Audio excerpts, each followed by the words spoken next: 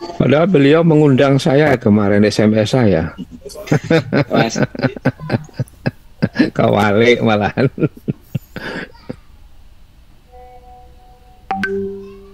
Oh, nembe ngajar ini balesi saya, Bro. Sebentar lagi, ngoten. Ya, kita mulai aja kalau ada jam 9 kalau sudah itu jawabannya.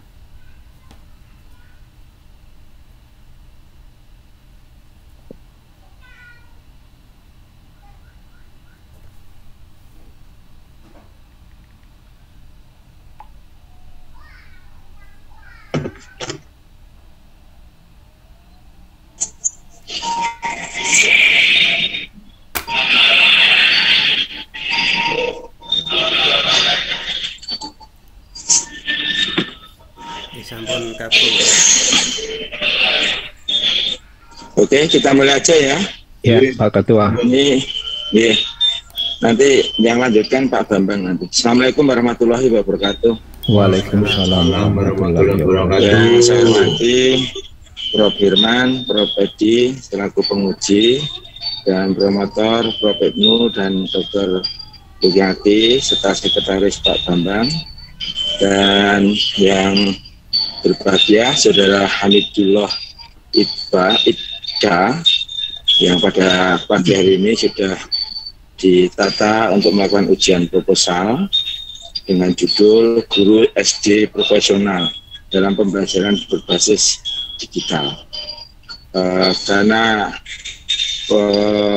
unsurnya sudah terpenuhi, ada unsur pembimbing, ada unsur penguji, ada sekretaris dan ketua, maka ujian bisa kita mulai. Nanti hanya skenario-nya nanti sekitar 15 menit Saudara Hamidullah untuk mempresentasikan rencana risetnya, disertasinya, dan nanti saudara akan dimintai diberikan masukan oleh para penguji. Untuk itu marilah kita buka ujian ini dengan berdoa. Dipersilakan.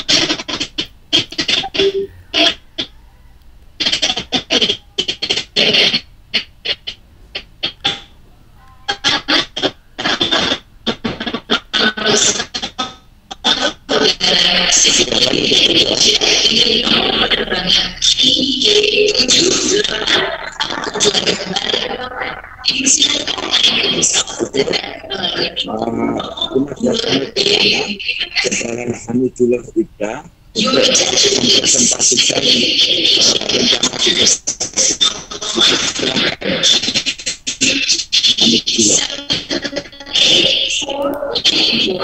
Nggih, matur nuwun Prof. Silakan. Nggih. Assalamualaikum warahmatullahi wabarakatuh. Waalaikumsalam warahmatullahi wabarakatuh. Salam sejahtera untuk kita semua. Salam Swastiastu, Namo Buddhaya, salam kebajikan. Yang terhormat Ketua Penguji Prof. Dr. Edi Purwanta MPD, Sekretaris Penguji Prof. Dr.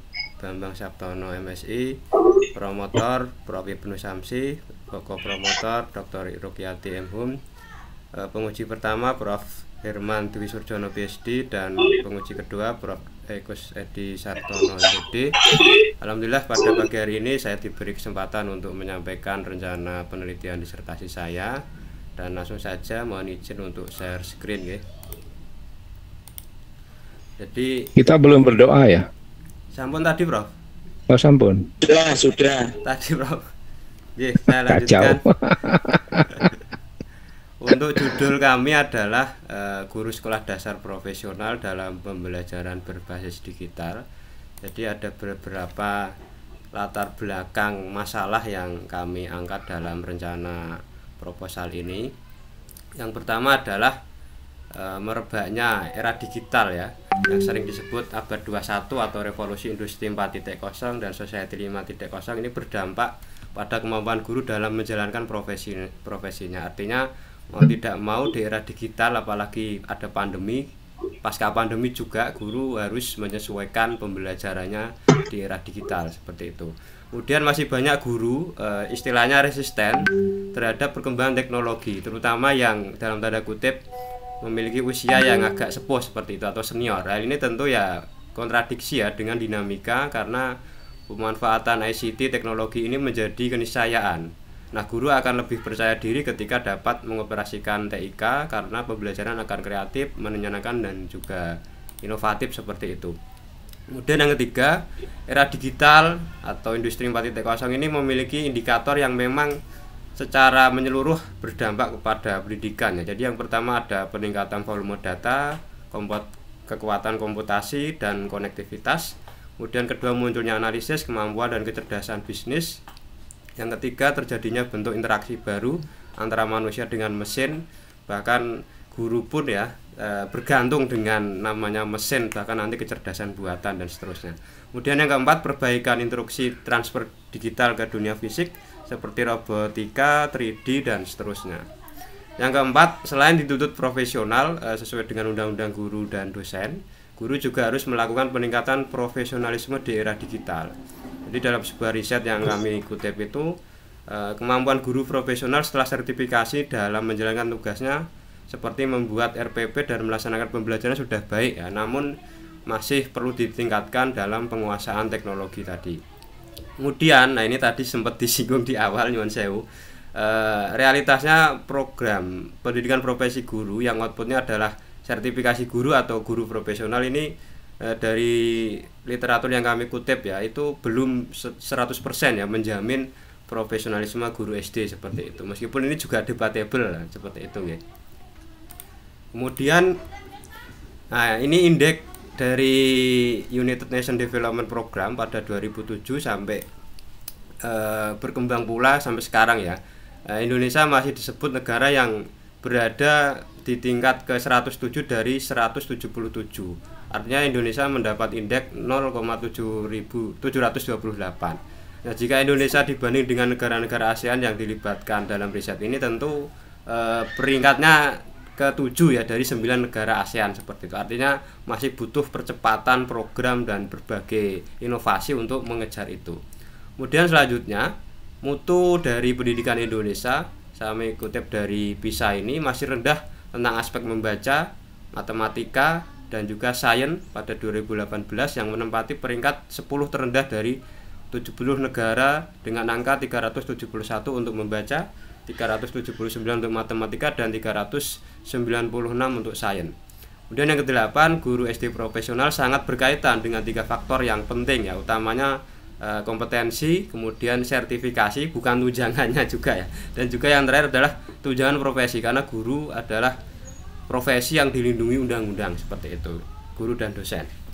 Kemudian ke-9 ini Kota Semarang, karena menjadi ibu kota di Jawa Tengah, memiliki karakteristik yang banyak guru-guru mendapat pelatihan, dan tentu banyak di kota-kota lain ya. Hal ini terbukti dengan pembelajaran di sebuah riset ini saya temukan telah menerapkan pembelajaran online berbasis e-learning yang sudah berjalan dengan baik. Semua aspek termasuk kinerja, informasi, ekonomi, kontrol, efisiensi, dan lainnya menunjukkan kategori baik. Artinya ini butuh diteliti agar nanti kira-kira bagaimana gambaran tentang pembelajaran berbasis digital. Nah, kemudian juga guru di Kota Semarang telah mengembangkan pembelajaran berbasis virtual augmented reality, digital, multimedia, dan game yang disesuaikan dengan tingkat dan perkembangan umur anak. Hal ini juga menandakan bahwa guru-guru SD di Kota Semarang lebih bagus secara umum dibandingkan guru-guru di daerah lain menjadi pusat kota.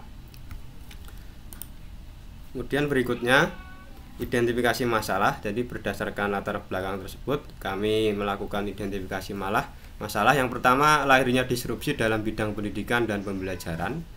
Kemudian yang kedua, nah ini yang kami kutip dari bukunya The Death of Expertise itu ya. Jadi munculnya pakar-pakar yang instan ya, yang itu tidak memiliki otoritas kepakaran akademik yang jelas. Dalam konteks ini adalah guru. Jadi The Death of Expertise itu matinya kepakaran memang muncul hari-hari ini, gampangnya gitu ya. Karena banyak orang bisa mencari di YouTube tanpa mencari sumber otoritas yang dapat dipertanggungjawabkan seperti itu. Kemudian resistensi guru terhadap pembelajaran digital.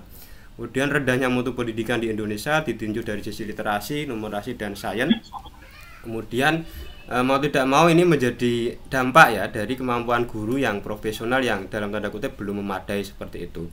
Kemudian jenjang pendidikan, pelatihan dan program PPG dan sertifikasi yang belum sepenuhnya menjadi indikator guru profesional dalam pembelajaran berbasis digital. Kemudian belum adanya kategorisasi guru SD profesional dalam pembelajaran berbasis digital itu yang seperti apa. Kemudian guru-guru SD di Kota Semarang telah banyak dilatih dan mampu mengembangkan pembelajaran berbasis digital, namun belum terbentuk pola atau model guru yang profesional, guru SD yang profesional dalam pembelajaran berbasis digital itu yang seperti apa. Nah, fokus dan rumusan masalah kami, fokus penelitian ini adalah guru SD profesional dalam pembelajaran berbasis digital. Meskipun guru profesional telah diatur oleh regulasi oleh pemerintah, namun hal itu tidak menjadi fokus dalam riset ini. Artinya ada dua alasan ya. Yang pertama, karena profesional dimaksud dalam regulasi secara ini tidak bisa dijadikan konsep umum dalam konteks untuk pengembangan berbasis digital. Kemudian berdasarkan observasi awal di Semarang kemarin ya, tahun lalu, ini terdapat sejumlah guru-guru muda atau guru penggerak dalam tanda kutip yang sekarang sedang program itu ya. Mereka secara mandiri dan otodidak melakukan penyesuaian zaman dengan melakukan inovasi digital dalam pembelajaran, khususnya sejak awal pandemi. Jadi ada gayung bersambut, mereka secara mandiri tapi terorganisasi melalui guru penggerak seperti itu. Kemudian berikutnya, nah lalu apa rumusan masalah yang kami ajukan? Ada dua. Bagaimanakah kompetensi pedagogi dalam kompetensi profesional guru SD profesional dalam pembelajaran berbasis digital? Artinya di sini nanti fokusnya kompetensi pedagogik dan kompetensi profesional gitu. Kemudian yang kedua, bagaimana strategi pengembangan kompetensi pedagogi dan kompetensi profesional guru SD profesional dalam pembelajaran berbasis digital. Nah, tujuan penelitian ini untuk memetakan pola atau kategorisasi kompetensi guru SD profesional dalam pembelajaran berbasis digital. Nah, dalam rangka menjawab masalah itu tentunya nanti kami akan menyempurnakan atau mencari data dengan indikator rumusan masalah. Yang pertama, data tentang konsep guru SD profesional dalam pembelajaran berbasis digital dan strategi pengembangannya seperti itu. Dan manfaat penelitian ada dua secara teoretis. Ini nanti arahnya untuk menemukan atau mengkaji ya teori tentang guru SD profesional dalam pembelajaran berbasis digital yang sudah ada dan berupaya menemukan konsep atau kebaruan, novelty, teori baru terkait topik tersebut. Kemudian manfaat praktis, ya ini secara umum lah ya, penjelasan rasional logis dan empirik bagi lembaga pendidikan dasar, SD maupun MI, program studi, dinas, kementerian, dan seterusnya. Kemudian memberikan kategorisasi tentang guru SD profesional dalam pembelajaran berbasis digital kepada pemerintah. Kemudian riset ini diharapkan memberikan informasi, data, pengetahuan baru bagi peneliti berikutnya sebagai sumber literatur atau penelitian yang relevan. Kemudian berikutnya adalah bab 2 ya, kajian teori. Ini ada beberapa teori yang sudah kami kutip ya. Yang pertama adalah guru SD profesional. Ini menjadi dasar rangka teori yang kami kaji seperti itu. Kemudian kompetensi pedagogik, dan profesional. Karena nanti fokus kami di sini memang hanya kepada dua kompetensi ini ya, dibatasi seperti itu ya. Artinya pembatasan pada kompetensi pedagogik dan kompetensi profesional dalam arti konteks pembelajaran dan seterusnya. Kemudian karena ini dalam pembelajaran berbasis digital, maka ada kerangka teori atau kajian teori yang kami gunakan, yaitu kompetensi digital guru sekolah dasar. Nah, artinya ini nanti menjadi kerangka teori yang intinya guru itu harus memiliki kompetensi digital sesuai dengan perkembangan zamannya. Nah, ini nanti menjadi dasar dalam mengarah ya, karena nanti ini berkaitan dengan sebenarnya ini di dalamnya ada kompetensi literasi digital, karena nyuwun sewu konsentrasi saya adalah pendidikan bahasa Indonesia. Jadi kemarin saat mata kuliah ada masukan di dalam kompetensi digital ini ada literasi digital seperti itu. Jadi mulai dari kemampuan pedagogik dan ICT untuk penggunaan media digital ya, aplikasi, laptop, gamifikasi, multimedia dan seterusnya. Kemudian juga kerangkanya ada digital pedagogi. Ini kemarin tambahan masukan, intinya keterampilan guru mengintegrasikan teknologi digital ke dalam pembelajaran seperti itu. Kemudian pembelajaran berbasis digital yang seperti apa sudah kami sajikan. Itu ada beberapa aspek ya, artinya pembelajaran ini pembelajaran yang memanfaatkan teknologi berbasis internet, digitalisasi, teknologi, kecerdasan buatan atau artificial intelligence dan seterusnya. Kemudian indikator guru sekolah dasar profesional dalam pembelajaran berbasis digital itu yang seperti apa, itu sudah kami rangkum ya. Ada kompetensi pedagogiknya dan juga kompetensi profesionalnya seperti itu. Nah, kemudian kami merumuskan ada 10 indikator guru sekolah dasar profesional dalam pembelajaran berbasis digital. Dimulai dari menguasai materi, konsep dan seterusnya, itu tentang keilmuan yang diampu karena dia adalah guru kelas nanti ya. Kemudian menguasai KIKD, ini karena masih kurikulum 2013 kemarin ya, mungkin nanti kalau kurikulum merdeka bisa diganti capaian pembelajaran. Kemudian mengembangkan materi secara kreatif, mengembangkan keprofesionalan secara berkelanjutan, memanfaatkan ICT untuk mengembangkan diri, keterampilan menggunakan teknologi digital, kemampuan mengembangkan dan menerapkan teknologi digital dalam situasi kerja yang berbeda, salah satunya kemarin saat pandemi itu. Kemudian mengevaluasi teknologi digital yang diampu secara kritis dengan etika, keterbatasan, dan bagaimana tantangan ke depan. Kemudian motivasi untuk berpartisipasi dalam berkomitmen pada budaya digital ya, digital culture itu. Kemudian yang terakhir ke-10 adalah kemampuan kolaborasi, komunikasi, problem solving, dan berpikir kritis atau critical thinking. Nah, kemudian yang terakhir adalah strategi pengembangan kompetensi pedagogi dan kompetensi profesional guru di era digital atau dalam pembelajaran berbasis digital. Ini intinya dilakukan melalui banyak hal ya, termasuk pendidikan, pelatihan, lesson study, kursus, lokakarya, seminar, dan seterusnya. Banyak sekali yang sudah kami kutip. Oke, kami lanjutkan. Jadi untuk kajian penelitian yang relevan ini dari tahun 2014 sampai 2022 kami temukan yang relevan ada 16. Ini langsung ke peneliti aja, langsung cara meneliti waktunya. Ini kemudian alur pikirnya dari kerangka ini nanti kita menemukan fakta, kemudian ada informasi, membuat keputusan dan pilihannya ini yang berbasis profesional berbasis digital dan yang tidak, seperti itu. Kemudian pertanyaan risetnya ada 5, bagaimana kategorisasi kompetensi pedagogi, kompetensi profesional, strategi pengembangan kompetensi pedagogi seperti apa, strategi pengembangan kompetensi profesional seperti apa, dan pemeliharaannya seperti apa ketika sudah dalam tanda kutip sudah profesional, seperti itu. Kemudian penelitian ini rencananya menggunakan kualitatif ya, dengan pendekatan fenomenologi, berupaya mengungkap fenomena-fenomena yang tampak maupun yang tidak tampak, utamanya dalam guru ini ya, guru profesional dalam pembelajaran berbasis digital. Kemudian lokasinya rencana di Kota Semarang dan rencananya maksimal 1 tahun biar tidak terlalu lama. Dan data primernya guru, kemudian juga dari kepala SD, pengawas, kemarin ada masukan langsung ke Dinas Pendidikan dan beberapa akademisi. Data sekundernya ya catatan, laporan, dan dokumen RPP, dokumen guru-guru, dan seterusnya. Kemudian tekniknya ada wawancara mendalam, FGD, survei, observasi, dan studi dokumen. Kemudian instrumennya peneliti sendiri, kemudian instrumen pelengkapnya pertanyaan wawancara mendalam dan cek observasi saya sudah melampirkan di lampiran proposal. Keabsahannya ada berdasarkan cocokan yang dapat dipahami, berlaku untuk umum, dan ada kontrol, seperti itu.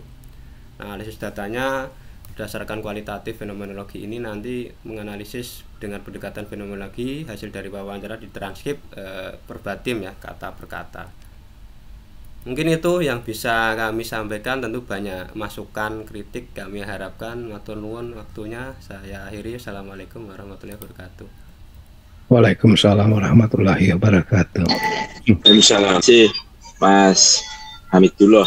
Dan nanti program atau rencana disita sudah mendapat masukan dari para penguji untuk lebih pas supaya menjadi temuan setara disertasi. Ya, berikutnya pada Prof. Hirman, dipersilakan Prof. 20 menit ke depan untuk memberikan masukan tulisan atau rencana sini kami dulu. Matur nuwun Pak WR, Pak Ketua. Assalamualaikum warahmatullahi wabarakatuh. Waalaikumsalam. Waalaikumsalam warahmatullahi wabarakatuh. Saya ucapkan selamat Mas Hamidullah. Beberapa hal dari saya. Yang pertama saya ingin tahu apa Mas novelty atau kebaruan dari penelitian Anda ini nantinya. Jadi dari kajian teori dan rencana yang akan kami lakukan itu menemukan model atau pola tentang kompetensi guru sekolah dasar profesional dari aspek pedagogik dan aspek profesionalnya seperti apa. Artinya selama ini kan belum ada indikator yang jelas terkait kompetensi dua itu, utamanya dalam konteks guru profesional di sekolah dasar seperti itu, Prof.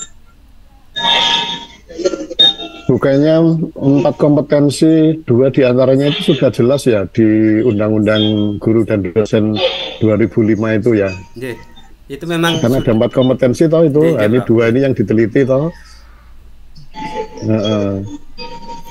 Nah, ini maksud saya karena itu sudah jelas diamanatkan di undang-undang dan di disertasi Anda itu di kajiannya itu sudah banyak juga penelitian tentang itu. Oleh karena itu mohon kiranya nanti di latar belakang masalah ya itu lebih ditonjolkan lagi kira-kira apa yang menjadi keunikan, keunggulan atau istilahnya novelty dari penelitian ini ya, supaya menjadi pembeda dengan yang lain itu ya Mas. Kemudian masukan saya yang kedua, identifikasi masalah Mas. Identifikasi masalah itu kan harus jelas berupa masalah ya Mas ya. Nah, kalau saya lihat nomor 1 identifikasi masalah Anda, lahirnya disrupsi dalam bidang pendidikan dan pembelajaran. Iya, Bro. Itu bukan masalah itu Mas. Apa masalahnya itu? Ya ketercerabutan itu loh, Bro. Maksudnya saya, Bro. Lah ya, itu kan malah itu menjadi peluang dan tantangan bagi kita. Ada disrupsi memang terjadi di mana-mana, tidak hanya pendidikan dan pembelajaran, termasuk pendidikan dan pembelajaran itu kan bukan masalah. Nah, coba maksud saya kalau Anda merumuskan diidentifikasi masalah itu ya yang kalimatnya itu, narasinya itu memang betul-betul masalah ya, yang udah di uraikan di latar belakang masalah di depannya itu ya. Termasuk yang nomor 2, munculnya pakar yang instan tanpa otoritas, itu menurut saya juga bukan masalah, itu ya itu memang fenomena ada seperti sekarang ini. Kalau misalnya yang nomor 4 ini nih, saya lihat masalah masih rendahnya mutu pendidikan Indonesia, lah itu masalah itu. Coba nanti cermati lagi ya, itu Anda kan harus bisa mengidentifikasi, ya namanya aja identifikasi masalah. Mana-mana yang Anda masukkan di situ, itu ya masalah. Yang nomor 6 itu juga betul masalah, itu belum adanya kategorisasi, oke itu jadi masalah Anda. Dan seterusnya nanti dicek ya Mas, identifikasi masalah itu. Terus, nah kalau ini berbicara terkait kompetensi profesi guru terkait dengan literasi digital ya Mas ya. Maka Anda, saya cek di kajian pustaka literatur Anda belum menengok ke framework kompetensi for teachers untuk ICT yang dari UNESCO itu Mas. Itu Anda cari aja nanti di Google ya, ICT kompetensi framework for teachers. Nah itu biasanya itu yang jadi acuan. Iya itu untuk guru. Ya memang di sana tidak menyebut untuk guru SD ya, tetapi guru pada umumnya. Tapi kan bisa sebagai pijakan awal Anda untuk melihat ya seperti apa yang udah didefinisikan oleh UNESCO itu ya. Itu nanti tolong dicari di situ. Terus, nah rumusan masalah Anda ada dua ya Mas ya. Iya, Prof. Terus kalau dikaitkan dengan tujuan penelitian itu kan semestinya harus sinkron ya. Coba dibikin sinkron aja. Artinya kalau rumusan masalahnya ada dua, ya udah ditulis secara eksplisit di tujuan penelitiannya ya ada dua. Karena sebenarnya kan ya itu saling terkait. Termasuk nanti kalau hasilnya di kesimpulan itu kan juga harus sinkron juga. Nah, itu supaya penak nanti melaksanakan penelitiannya, acuannya di rumusan masalah dan tujuan penelitian. Kemudian, oke, untuk bab 3, nanti tolong ditambahkan yang dari UNESCO tadi ya Mas ya, ditengok lagi. Kemudian yang untuk di bab 2 saya lihat yang untuk apa judul Anda ini kan pembelajaran berbasis digital ya. Nah, coba ditambahi deh nanti untuk yang pembelajaran berbasis digitalnya itu termasuk variasi-variasi yang ada sekarang ini ya, itu seperti apa, karena tantangan itu kan nanti berdasarkan apa yang dihadapi oleh para guru sekarang ini ya. Nah itu tolong nanti agak ditambah lagi untuk yang poin itu. Kalau yang lain, yang kompetensi yang lain saya kira udah. Kemudian yang bab 3, bab 3, kalau bab 3 ya Mas ya, menurut saya sih itu kan sudah bukan kajian teori ya. Misalnya ini Mas, di halaman 50, di halaman 50, teknik survei ya, yang C itu. Anda di situ mendefinisikan teknik survei adalah teknik untuk menghasilkan informasi dan seterusnya. Kegiatan survei, bla bla bla, ada sumbernya, Anda tulis seperti itu. Kalau menurut saya bab 3 itu bukan untuk membahas definisi atau pengertian atau teori Mas, tapi apa langkah jenengan dalam melaksanakan penelitian itu apa, ya udah itu nanti dirinci apa yang harus Anda lakukan. Jadi bukan berteori atau mendefinisikan sesuatu di situ. Itu salah satu contoh, masih banyak yang lain, beberapa saya lihat itu Anda masih mendefinisikan dan apa berteori gitu ya. Terus untuk bab 3 kisi-kisi masih belum ada ya Mas ya, kisi-kisi instrumen Anda. Nah itu kan menunjukkan di belakang Prof. Oh, paling belakang daftar pustaka tuh apa ya? Ada Prof di. Oh ada setelah daftar pustaka 68 Prof. Oh itu, oh ya. Masih draft Prof, mohon masukannya. Oh draft ya, oke. Ya baik, karena kemarin tadi yang saya lihat cuma daftar pustaka. Ya oke, nanti itu bisa disempurnakan, ditambahi dengan itu tadi apa yang di bab 2 masih belum ada terkait pembelajaran digital itu tadi. Ya, oke, nah ini yang terkait rumusan masalah nomor 2, bagaimana strategi pengembangan kompetensi, itu nomor 2 ya Mas ya, rumusan masalah nomor 2. Nah ini di bab 3 belum kelihatan bagaimana itu Anda nanti menjawab atau melakukan penelitian untuk menjawab datanya itu rumusan masalah nomor 2 itu ya, karena semua apa yang akan kita targetkan di rumusan masalah itu kan harus ada metodenya, caranya bagaimana. Nah itu tolong nanti didetailkan ya, di bab 3-nya itu, supaya ya untuk pedoman Anda nanti ketika Anda melaksanakan penelitian ya. Oke, ya saya kira itu saja dari saya. Itu waktu saya kembalikan ke Pak Ketua. Monggo Pak Ketua kalau masih sempat Ye. katanya. Ye, Untuk nuwun, makasih. Assalamualaikum warahmatullahi wabarakatuh. Waalaikumsalam. Salam, Pak Sofyan. Ini cukup harus diperhatikan nih Mas Yanku ya. Itunya pada Prof Edi 20 menit ke depan. Maka Prof Edi. Oke, terima kasih. Ya, saya cukup kenal ya dengan Mas Ibda ini ya, karena dulu pernah diskusi cukup panjang ketika kita kuliah filsafat ilmu ya. Oke, selamat Mas Habibullah, Iya, Bro. sudah masuk pada tahapan-tahapan uji proposal ya. Oke, pertama Anda ini memang ahli bahasa ya.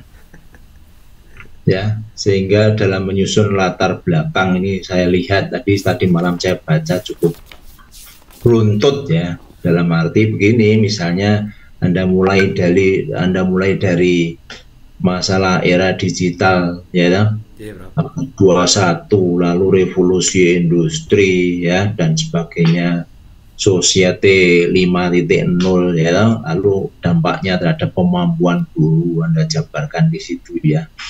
Lalu Anda juga mulai membahas tentang faktanya masih banyak guru yang menolak perkembangan teknologi digital gitu ya, bahkan didukung dengan data-data penelitian Bu ya, yang cukup manis Anda tampilkan di situ. Lalu Anda juga menyampaikan apa itu ya, indikator adanya peningkatan, istilahnya apa itu tadi ya, indikator apa tadi, peningkatan ya, Indikator guru SD profesional, Bro. ya indikator guru SD profesional ya toh. Kemudian ada juga data-data pendukung yang lain ya, mengenai realisasi PPG gitu ya. Kemudian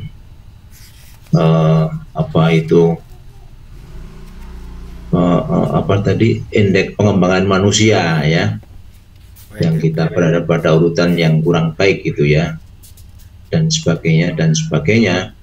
Kemudian dari situ ada memunculkan berbagai macam identifikasi masalah, itu ada 11 atau berapa itu ya.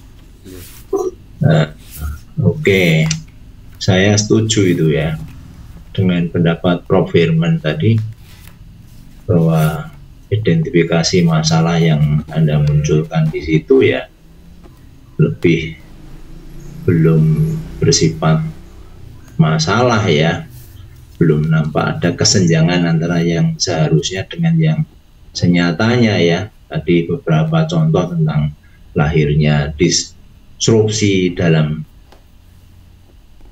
bidang pendidikan dan pengajaran, mungkin dikatakan Prof. Firman tadi, oh ini malah potensi ini bukan masalah. Juga yang lain ya, hampir sama saya pemikirannya ya. Itu harus dinampakkan tidak sekedar bercerita fakta, tapi betul-betul menunjukkan adanya kesenjangan.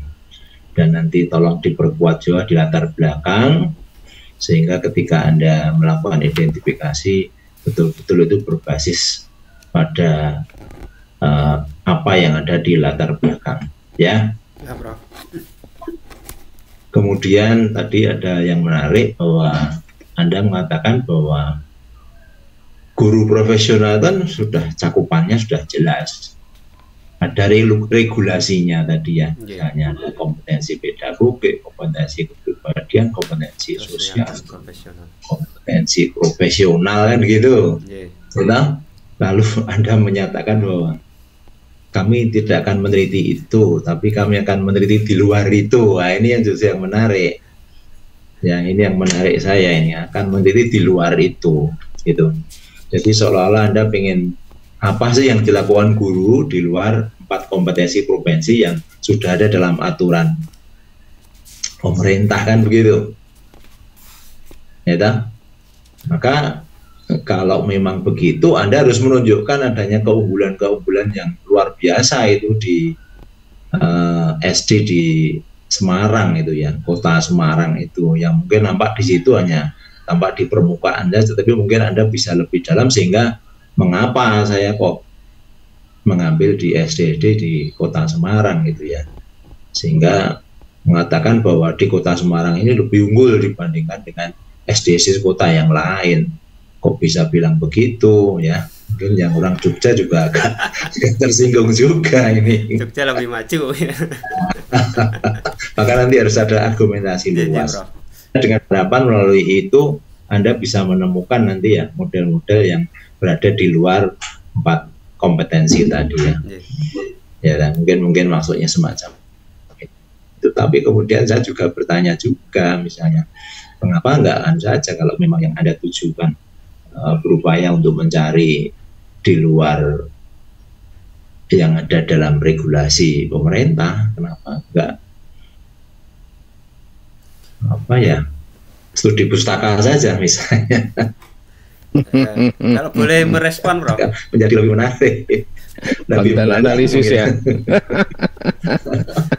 Ya, nanti bisa lebih apa dalam mungkin ya.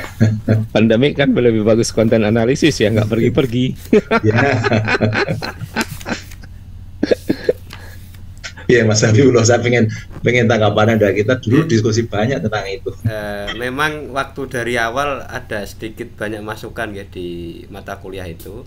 Tapi yang jelas dari 4 kompetensi pedagogi, kepribadian, sosial, dan profesional itu yang dinilai atau dianggap relevan dengan kompetensi profesional secara ANSI itu adalah yang pedagogik dan profesional. Adapun yang kepribadian dan sosial itu tidak menjadi fokus gitu loh, Prof. Jadi hanya 2 kompetensi itu yang menjadi fokus dalam penelitian ini. Artinya nanti mencari model guru SD profesional dalam tanda kutip 2 kompetensi itu di SD Kota Semarang itu yang seperti apa, pada guru-guru di Kota Semarang itu yang seperti apa, dan dilihat dari kompetensi digital yang tadi diberi masukan Prof. Firman dengan literasi digital itu yang seperti apa. Artinya ada tambahan atau mencari, ya dalam tanda kutip saya mengklaim novelty-nya seperti itu nanti. Jadi menemukan pola atau kategori ataupun konsep guru sekolah dasar profesional di era digital atau dalam pembelajaran berbasis digital yang seperti ini loh kategorisasinya.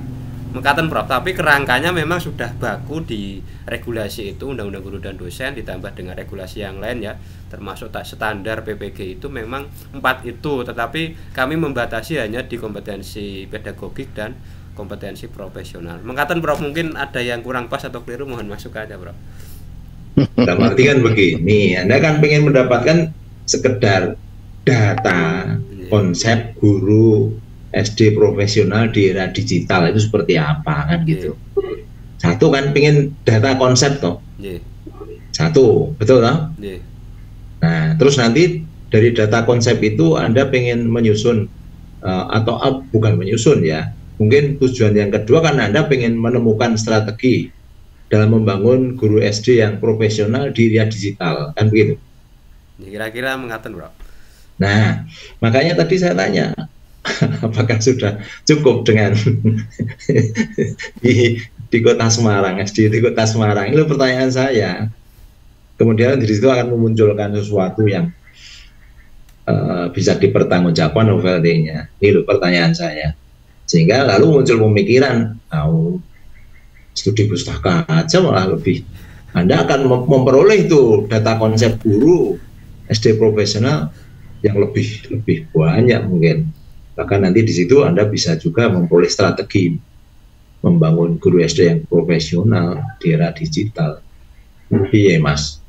Ya artinya ini kan arahnya kepada fenomenologis ya Prof. Dari data yang kita dapat dari bagaimana kesiapan guru dalam merencanakan RPP yang berbasis digital itu seperti apa, medianya, modelnya dan seterusnya itu.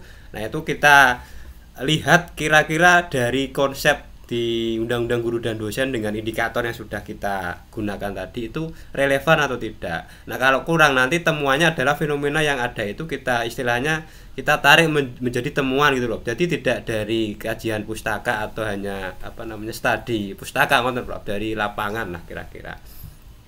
Ya, empiris ya. Data didukung empiris ya. Oke. Terima kasih. Kalau Anda kuat bisa berargumentasi terhadap itu ya nggak masalah, monggo lanjutkan saja. Oke, saya ngelihat itu nanti tolong diperkuat. Kemudian siap, Bro. Untuk bab 2, 3, 4 bab 2, 3 itu sudah menurut saya nggak begitu masalah. Mungkin tadi dilengkapi Pak Herman tadi mungkin bisa lebih kuat untuk bab 2-nya ya. Iya, Bro. Kemudian tadi memang benar juga bab 3 tadi Pak Herman ya. Ya namanya bab 3 itu sebenarnya langkah-langkahnya, bukan Anda masih merasa teori. Ya. Gitu aja saya, sudah cukup saya. Saya kembalikan Prof Edi. Betul. Jadi beberapa pertimbangan dari Prof Edi untuk diperhatikan juga. Siap, Prof. Berikutnya pada Guru Ki 15 menit ke depan. Terima kasih Prof Edi. Jadi untuk proposal Mas Hamidullah Ida memang masukan dari Prof tadi itu ya memang betul, menurut saya juga seperti itu. Jadi perlu ada kajian yang lebih dalam mengenai profesionalisme guru, yang itu nanti bukan hanya dari Undang-Undang Guru dan Dosen, tetapi yang secara umum di dalam perspektif ilmiah. Interupsi, gambarnya Bu Luki kok. Iya, ini laptop saya sudah Zoom-nya sudah saya install ulang, masih tetap seperti ini. Kalau dimatiin aja gimana? Ya. Sakit matanya. Ya. Jadi untuk kajian teori memang perlu ditambahkan itu sehingga nanti dapat lebih lebih mendalam lagi. Kemudian yang lainnya mungkin juga kajian tentang cyber pedagogi. Ya sudah ada sebenarnya, tetapi itu bisa ditambahkan lagi. Kemudian tadi yang saya juga setuju di apa yang disampaikan Prof Herman tadi, memang identifikasi masalah itu belum masalah. Belum masalah, itu memang 1, 2 dan itu memang belum masalah. Jadi nanti diperbaiki. Nah itu memang kemarin mungkin terlewatkan, padahal sudah beberapa kali itu Mas Hamidullah itu konsultasi, tapi masih ada yang terlewatkan ya, karena kita kemarin fokus pada ini ya, pada sama metode. Kemudian untuk yang lain-lain mungkin ada kalimat-kalimat yang perlu diperbaiki, tapi kalau dari saya itu memang menurut saya itu dari sisi argumentasi itu nanti kan akan menemukan gitu ya, menemukan tadi kategorisasi, menemukan sebenarnya seperti apa secara empiris tentang guru, profesionalisme guru di era digital. Dengan nomor penerbangan 8B. Bagus ya, judul ini nanti dapat secara empiris itu sebenarnya guru-guru seperti apa dalam hal profesionalismenya, khususnya tentang pedagogi dan kompetensi profesional. Itu mungkin dari saya. Terima kasih Prof Edi. Prof Edi sudah terbang masuk pesawat ya? Oh belum. Masih 3 sebelum judulnya mangga Pak Bambang, nanti langsung mungkin karena nanti Prof Edi biar mereka dari seluruh masukan. Monggo Pak Bambang. Terima kasih Pak Bambang. Dulu kepada Ya. Nah, satu yang harus kita pahami bersama, guru profesional itu adalah 4 yang 1, 1 yang 4. Ya. Jadi 4 yang 1, 1 yang 4 itu namanya profesional. Sehingga kalau hanya 2 itu bukan profesional. Nah, sehingga nanti monggo ini dikaji dulu. Apakah penjenengan akan mengatakan guru SD profesional? Nah, itu harus dikaji ya. Karena undang-undangnya 4 yang 1, 1 yang 4. Tidak hanya kompetensi profesional dan pedagogik. Tetapi di situ yang justru lebih penting lagi di guru itu adalah kepribadian. Karena mendidik tanpa contoh itu bohong. Nah, gitu kan ya.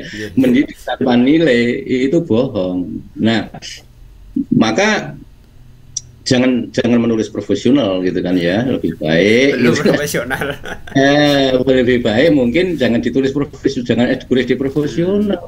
Ya kan, 4 yang 1, 1 yang 4. Mohon dikaji lagi. Yang kedua, sedikit lagi, satu lagi di latar belakang masalah ya, saya masih masalah ya.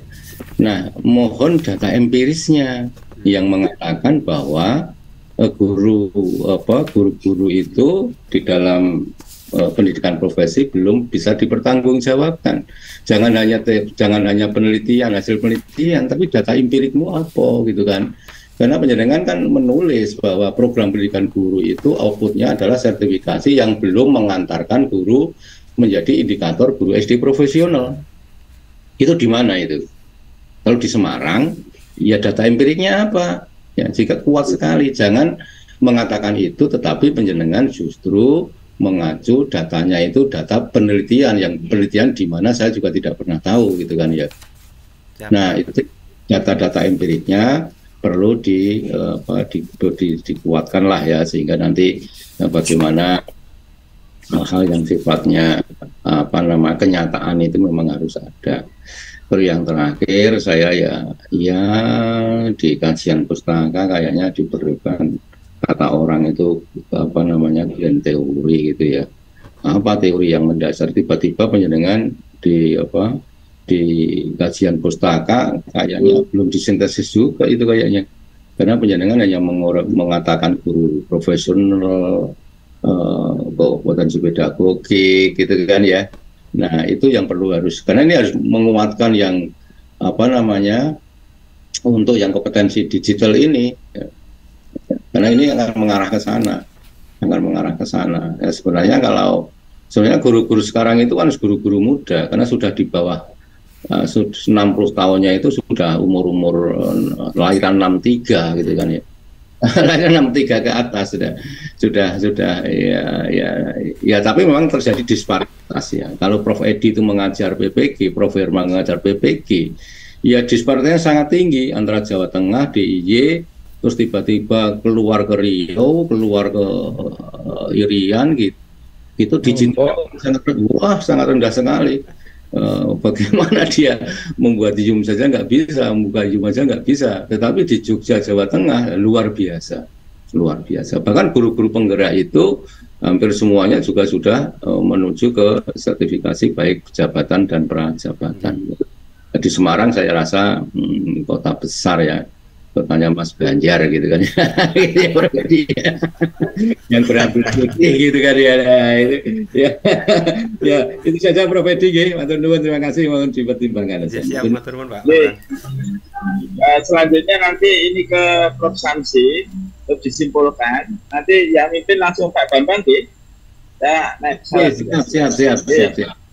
Matur nuwun. Saya kirim keputusan saya. Monggo Pak Samsi, berikutnya Prof Samsi. Ya, terima kasih Prof Edi yang sudah memimpin jalannya seminar disertasi, proposal disertasi ini. Saya mengucapkan banyak terima kasih untuk Prof Herman, Prof Edi, Dr. Bambang, dan Dr. Rukiati yang memberikan masukan-masukan terhadap proposal saudara idol ini. Memang dari awal sudah banyak perubahan, baik metodologinya dan sebagainya. Juga kalimat-kalimatnya itu salah satu contoh fenomenologi, nggak ada fenomena ya. Itu kan plural itu. Kalau singularnya kan fenomenon ya. Ada banyak bahasa saya lihat yang perlu kita perbaiki lagi. Ini memang proposal ini masih berserakan ya semuanya itu. Tapi ada semuanya apa yang diusulkan oleh para guru besar tadi untuk proposal ini.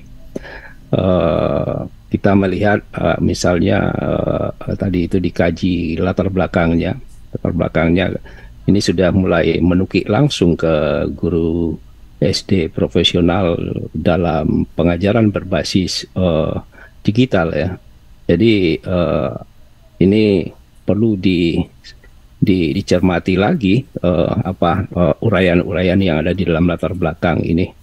Kita lebih fokus lagi melihat novelty yang bisa ditemukan antara harapan dan kenyataan ini.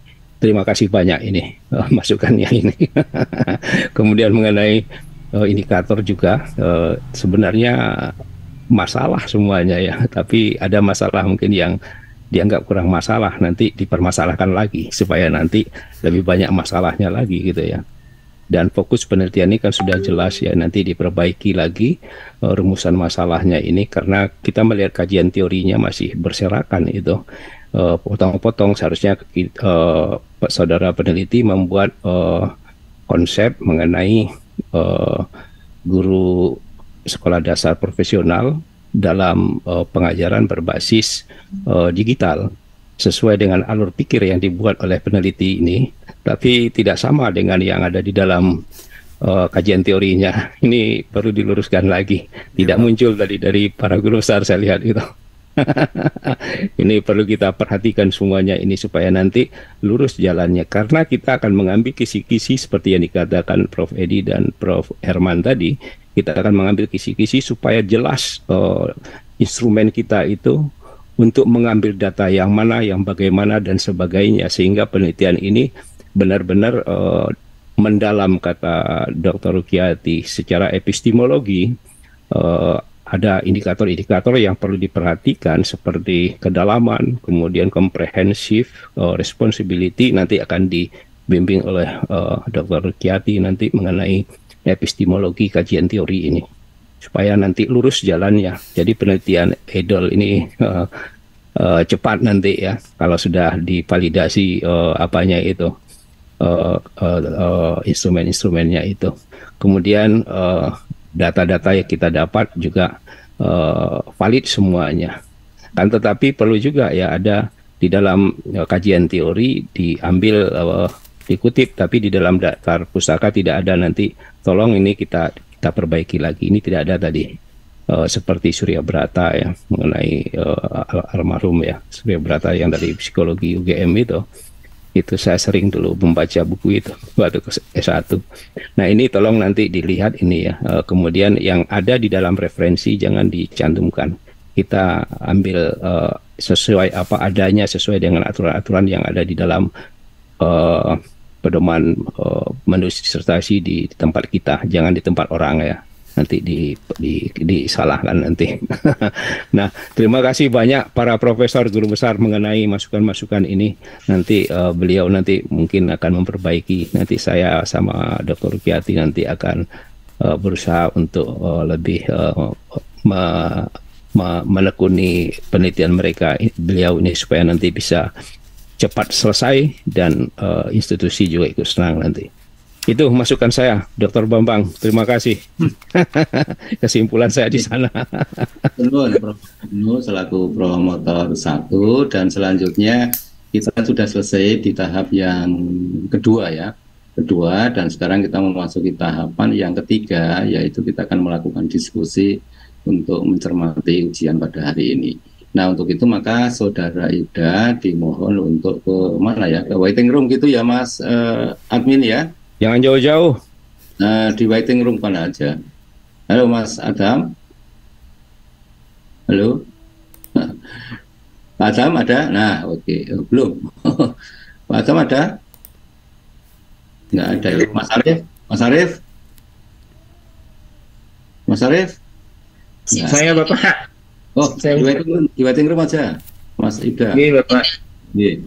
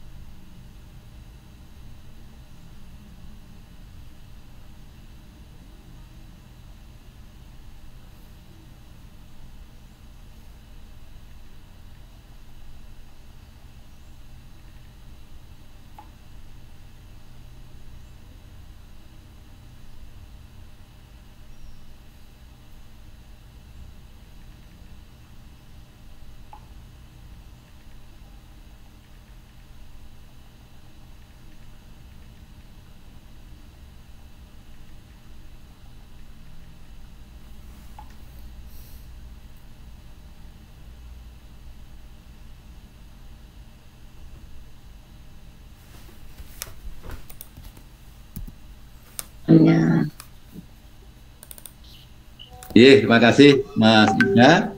Kita sudah sempat berdiskusi ya berlima untuk menilai proposal saudara Ida, dan hasilnya adalah dapat kami sampaikan bahwa proposal ini kami terima dan bisa dilanjutkan untuk melakukan penelitian di lapangan dengan syarat harus direvisi berdasarkan masukan di hasil ujian hari ini, masukan dari Prof. Herman, masukan dari Prof. Edi, masukan dari saya, masukan dari ketua penguji, dan nanti akan selalu dibimbing oleh promotor dan co-promotor. Saya ucapkan selamat kepada Ida. Jangan terlalu lama revisinya, sehingga penjaringan bisa lulus pada saatnya tepat waktu. Selamat untuk saudara Ida. Dan selanjutnya waktu 1 menit kami berikan kepada saudara Ida. Matur nuwun Pak Bambang sebagai ketua sidang atau penguji menggantikan Prof. Edi. Terima kasih atas masukannya. Memang dari awal ya kami mengakui kesalahan ataupun kekurangan, karena kemarin banyak sekali diskusi di aspek metodologi, itu pun masih berkutat pada teori. Nah, ke depan nanti insya Allah segera akan kami lengkapi, mungkin di awal Ramadan, dan semoga bisa secepatnya. Matur nuwun Pak Bambang dan semuanya. Terima kasih matur nuwun, selamat merevisi, sukses, lancar selalu dan berkah untuk Anda. Amin, amin. Dan Bapak yang saya hormati, Prof. Herman, Prof. Edi, Prof. Ibnu, Associate Profesor Prof. Ruki, matur nuwun, terima kasih. Ada kurangnya penyelenggaraan ujian ini, kami mohon maaf yang sebesar-besarnya, dan mari kita akhiri ujian pada hari ini dengan berdoa bersama-sama. Dipersilakan. Alhamdulillahirrahmanirrahim. Matur nuwun, terima kasih, dan wassalamualaikum warahmatullahi wabarakatuh. Waalaikumsalam Selamat. Matur nuwun. Saya mohon pamit Pak Herman, Pak Ibnu. Terima kasih Prof. Edi, Pak Herman, Bambang. Kita tunggu ya. revisinya. Siap Pak Bambang.